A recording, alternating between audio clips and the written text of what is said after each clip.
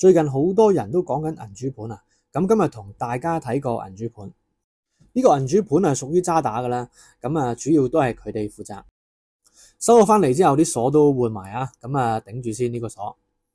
今次睇就元朗 Park YOHO，喺元朗站咧有巴士同埋小巴過嚟嘅，大概4-5分鐘到啦。呢個銀主盤嘅狀態，我個人覺得都還可以嘅，咁都執得算幾乾淨㗎啦。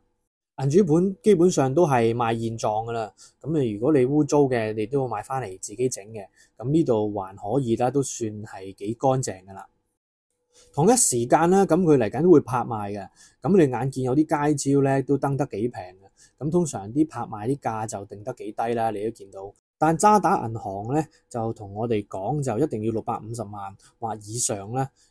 太低亦都唔會賣啦。單位咧喺 Park YOHO 入邊嘅質素係屬於比較優質啲嘅，咁內園景啦係永久嘅，咁起碼會有保障啲。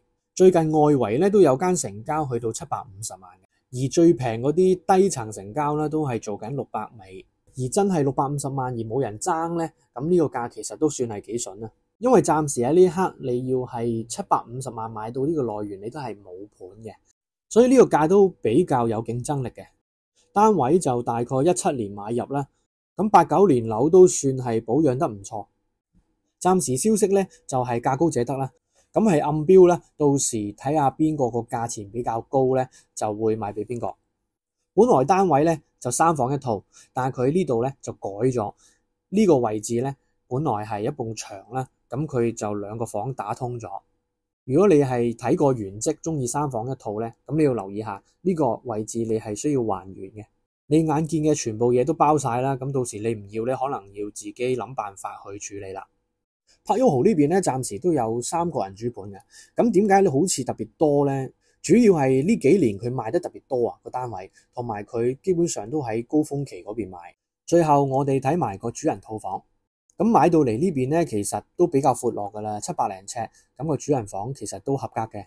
交通方面咧，其實 Park YOHO有個叫巴士總站啦，有2部巴士都去到元朗，亦都有部巴士268M 啦去荃灣西，有小巴去錦上路站啦，同埋元朗站都有。所以呢邊啲成交價同埋當時賣得都幾好嘅，因為交通可能比起津柏啊或者遠少少嘅屋苑咧，佢啲巴士線都比較多。同埋佢呢邊仲有一手賣緊啊，最近啲一手銷售情況都叫做唔錯，所以呢間賣得出嘅機會都幾大。屋苑範圍咧都有啲759啊，同埋牛奶公司各樣嘅餐廳都有。你又覺得佢賣唔賣得出咧？可以討論下。如果覺得有用咧，可以幫忙訂閱同埋點讚。